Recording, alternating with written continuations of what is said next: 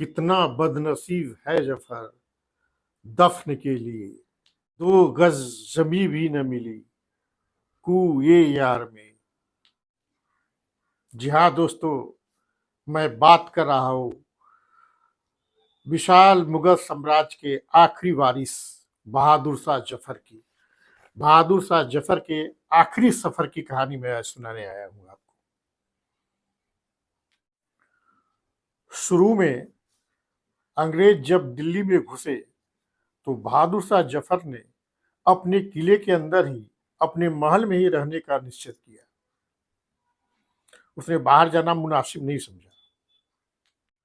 16 सितंबर 1857 को खबर आई कि अंग्रेजी सेना ने किले से कुछ ही दूरी पर विद्रोहियों के ठिकाने को कब्जे में ले लिया है।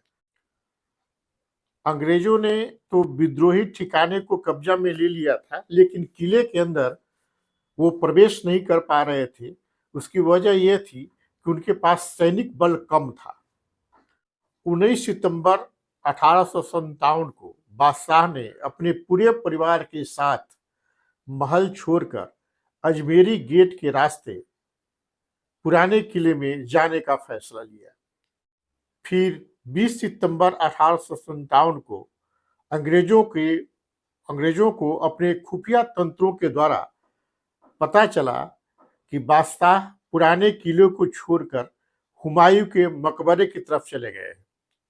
अंग्रेजों ने मुकम्मल तौर पर जब यह निश्चित कर लिया कि बादशाह हुमायूं के मकबरे में छुपे हुए हैं, तब उसने फिर आगे की योजना बनाई। फिर 1857 में अंग्रेजों ने जब दिल्ली पर कब्जा कर लिया और जब उसे सूचना मिली कि बादशाह हुमायूं के मकबरे में चले गए हैं, तो उन्हें पकड़ने के लिए उसने सैनिकों का एक ट्रुप गठन किया।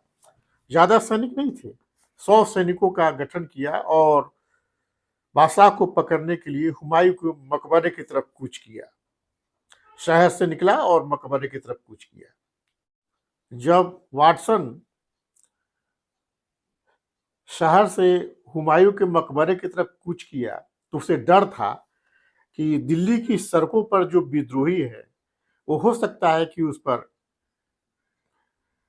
हमला करे, क्योंकि दिल्ली की सड़कों पर विद्रोही बहुत जमा थे।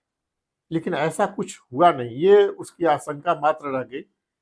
कहीं से कोई हमला नहीं हुआ, कहीं से कुछ भी नहीं हुआ, सब कुछ शांत शांत रहा और धीरे धीरे वह हुमायूं के मकबरे की तरफ बढ़ने लगा। वाटसन जब हुमायूं के मकबरे के पास पहुंचा तब भी उसे डर था कि मकबरे में छुपे हुए लोग जो बादशाह के साथ थे, पता नहीं उसके साथ क्या व्यवहार करें, हमला कर दें, कुछ भी हो सकता था। इस आशंका के डर से वह मकबरे के पास जो खाइयां बनी थी, पत्थर के टीले थे, उसके अंदर वो कुछ देर के लिए छुप गया, वो ठहर गया वहां पर। वो वक्त बीता, कुछ देर तक वाटसन वहां अपने ट्रूप के साथ, सैनिकों के टुकड़ी के साथ रुका रहा और उधर बादशाह भी इस खबर से बेखबर था कि पता नहीं अंग्रेज उसके साथ क्या कुछ करेंगे। काफी देर इंतजार करने के बाद वाटसन को अंदर कोई हलचल नहीं सुनाई दी, तो उसने मकबरे के मुख्य द्वार से अपने दो नुमाइंदे को महारानी जिदत से मिलने के लिए भेजा। नुमाइंदे थे मौलवी राजा बली और मिर्जा इलाही बख्श। इन दोनों को महारानी जिनत महल से मिलने के लिए मुख्य दरवाजे से ही भेजा और कहा कि उनको समझाओ कि महाराज बादशाह जो है आत्मसमर्पण कर दें। लेकिन बादशाह आत्मसमर्पण करने के मूड में नहीं थे। अभी तक उन्होंने ऐसी मानसिक स्थिति नहीं बनाई थी कि आत्मसमर्पण किया जाए। काफी देर गुजर गया। इधर हाटसन को लगा कि उसके जो नुमाइंदे भीतर गए हैं, लगता है कि मकबरे में छुपे हुए लोग उनका कत्ल कर दिए, उनकी हत्या हो गई। काफी देर तक वो बाहर इंतजार करता रहा, लेकिन ऐसा कुछ हुआ नहीं। बहुत देर इंतजार करने के बाद मकबरे के गेट पर थोड़ी हलचल हुई। अंग्रेजों के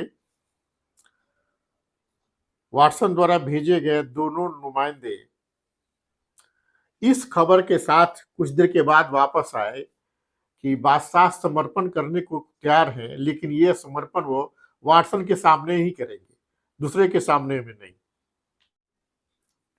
और यह समर्पण भी तब करेंगे जब वाटसन जनरल आर्चडेल विल्सन द्वारा दिए गए वादे को दोहराएगा। अब ऐसा क्या वादा था, ये जानना भी जरूरी। आर्चडेल विल्सन ने वादा किया था कि अगर महाराज आत्मसमर्पण कर देंगे तो उनकी जान बख्श दी जाएगी, उन्हें जान माल का नुकसान नहीं होगा, उन्हें मारा नहीं जाएगा। और यही वचन बादशाह इस कैप्टन से सुनना चाहते थे कि उस वचन को ये दोहराए। अंग्रेज एक तरफ तो विद्रोहियों का कत्ल कर रहे थे, फांसी पर लटका रहे थे, तो फिर ऐसी क्या मजबूरी थी कि वो बादशाह की जान बख्श देना चाहते थे। अलग अलग इतिहासकारों ने अपनी राय अलग अलग रखी है, लेकिन काफी अध्ययन के बाद दो कारण समझ में तो आता है। एक तो बादशाह की उम्र बहुत ज्यादा हो गई थी, 70 के पार कर गए थे। ऐसे में अंग्रेजों का सोचना था कि इतने वयोवृद्ध को, इतने बुजुर्ग को मारना सही नहीं। यह एक जटिल मुद्दा था।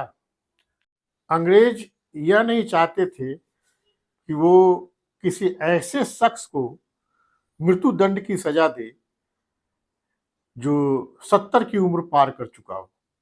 एक तो बहादुर शाह जफर काफी बुजुर्ग थे और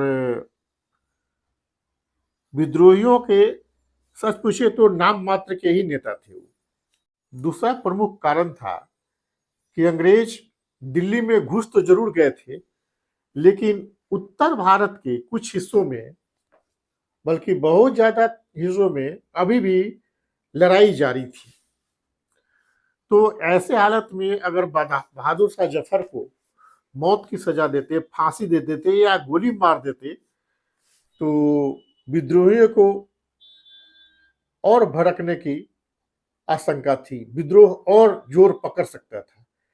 इन दो कारणों से अंग्रेजों ने सोचा कि बहादुर शाह जफर की जान बख्श दी जाए अगर वो आत्मसमर्पण कर देता है तो।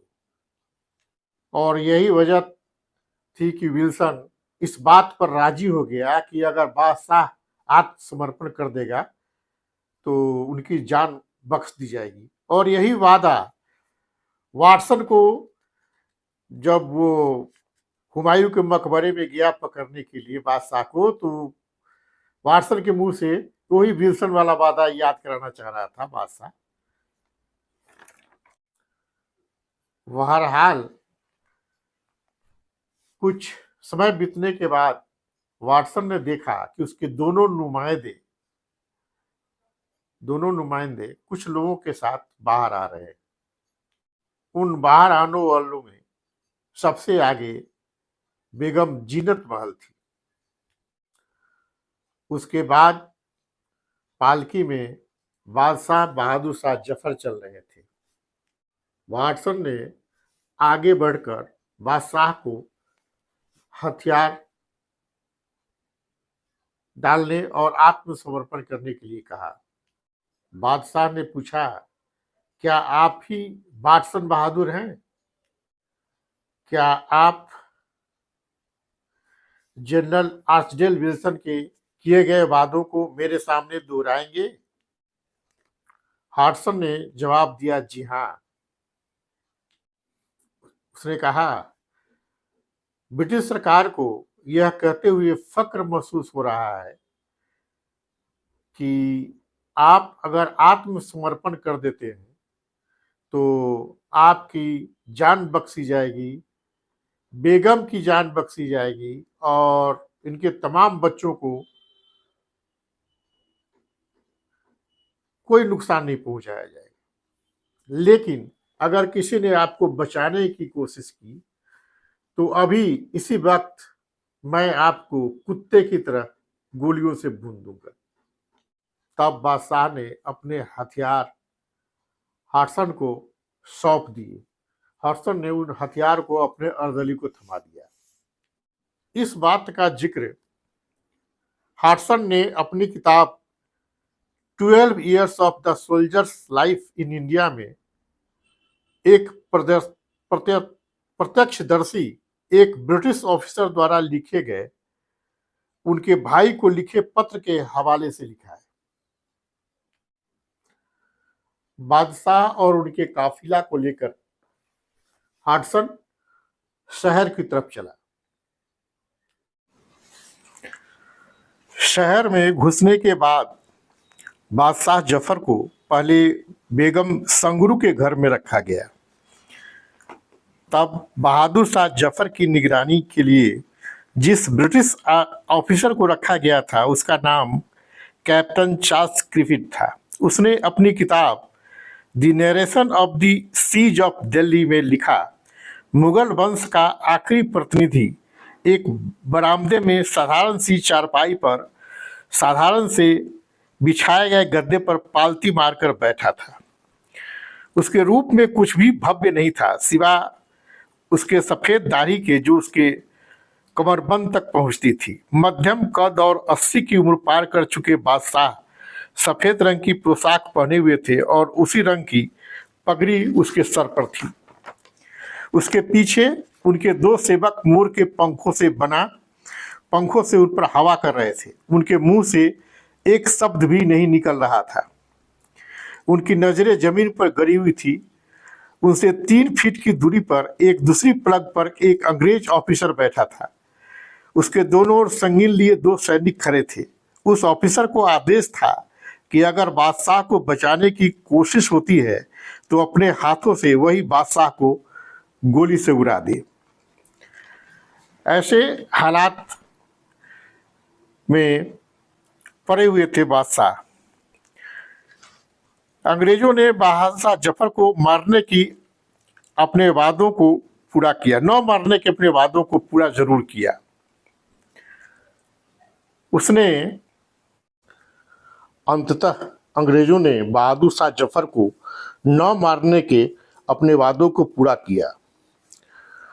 उन्होंने बादशाह को दिल्ली से बहुत दूर बर्मा भेज दिया। बर्मा भेजने के बाद जहां 7 नवंबर 1862 की सुबह 5 बजे बहादुर शाह जफर ने अपने जीवन की अंतिम सांस ली और इस दुनिया से कूच कर गए।